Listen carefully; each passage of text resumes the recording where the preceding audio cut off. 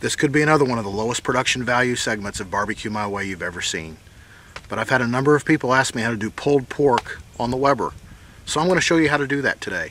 And I'm doing it with a turkey, so you might get a little bonus coverage for both.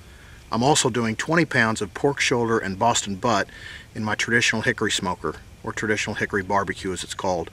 I'll give you an insight how the real hickory barbecue is done, southern style, here at Barbecue My Way. And again, I apologize for the production value of this video.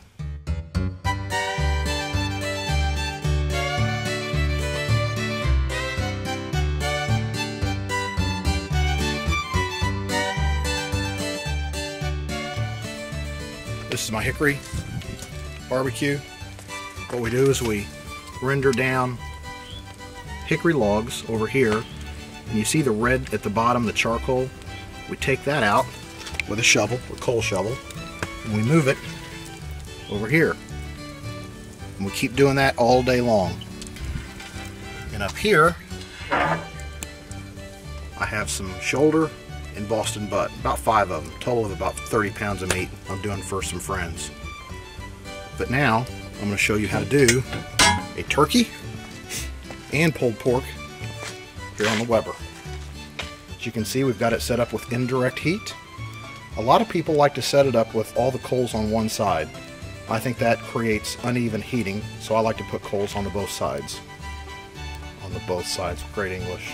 The other thing is people like using water. This unit doesn't use water. If we're trying to make traditional, why should this unit use water? So I don't use water. And let's get to it.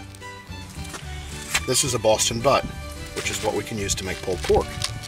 This will cook longer than the turkey, probably 6 to 7 hours, maybe 5 depending on the internal temperature.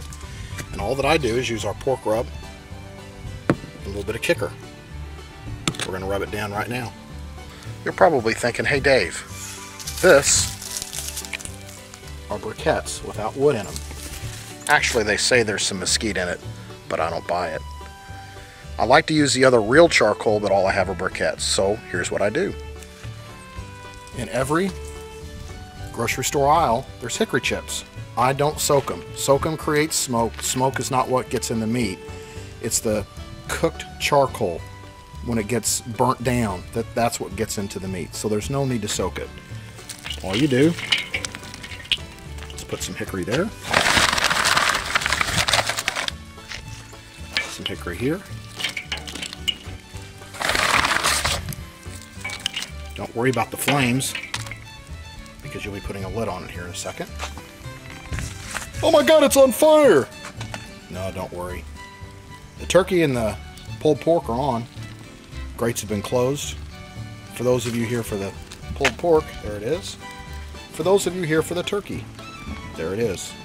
Consider it bonus coverage. Now, all we do is put the lid on.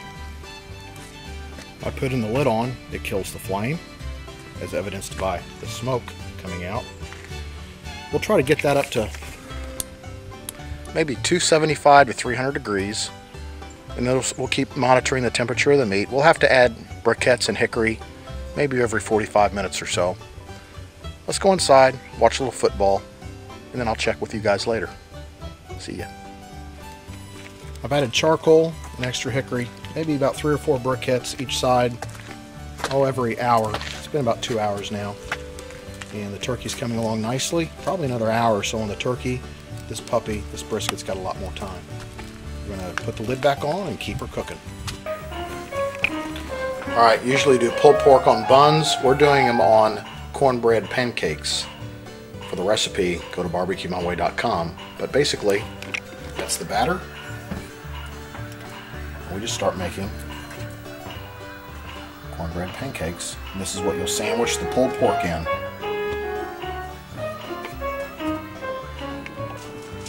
Just like a normal pancake, when they start bubbling, they're ready to turn. I cannot find my spatula, therefore I use a pie cake thing. This is talent on loan from God. That's what they look like. And then you make a really special vinegar-based coleslaw, secret recipe. There it is. Got to go to barbecuemyway.com to get the recipe. It's worth it.